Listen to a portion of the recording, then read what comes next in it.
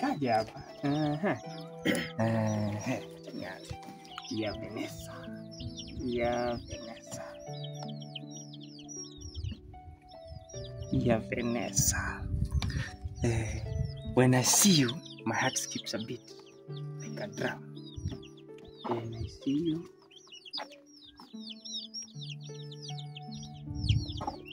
my heart skips like a drum. And my heart skips a beat like a drum. You are the only apple that. Hapana hapo sasa. Wacha nikaone solo.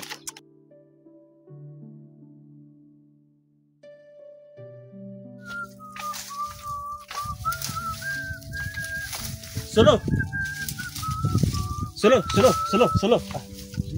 Mwanangu achana na hii, achana na hii. Kuja nikuonyeshe kitu. Mwanangu, tulia hapa msee. Mwanangu kuna mrembo amenimaliza mbaya sana. Nimejaribu kuandika hiyo barua lakini kuna maneno yananishinda mwanangu. Hebu cheki hapa mwanangu. Cheki venye mrembo nimemwandikia kitu hapo. Hebu nisaidie kalamu hapo. Ndio hapa mwanangu, ndio hapa. Sasa hapa mueleze when I see you kwa silali. Alafu kisha mueleza hivyo hapa chini unamwambia I like your smile. Ukishamtoa I like your smile, mueleza ningependa nikuone, nina zawadi yako. Nitakuja hapo kwenu, alafu nitabweka kama umbwa. Kabisa, nibweke kama umbwa hivi. Bweka kama umbwa.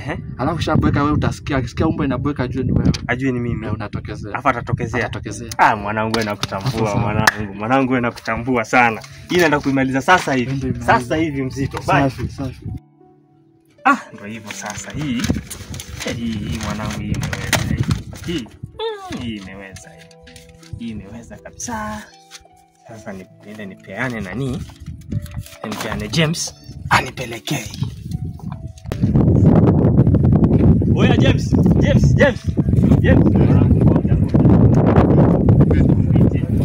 Sasa mwanangu mimi nakutambua. Umetoka church? Ndo naenda church. So nilikuwa nataka nikupatie hii barua.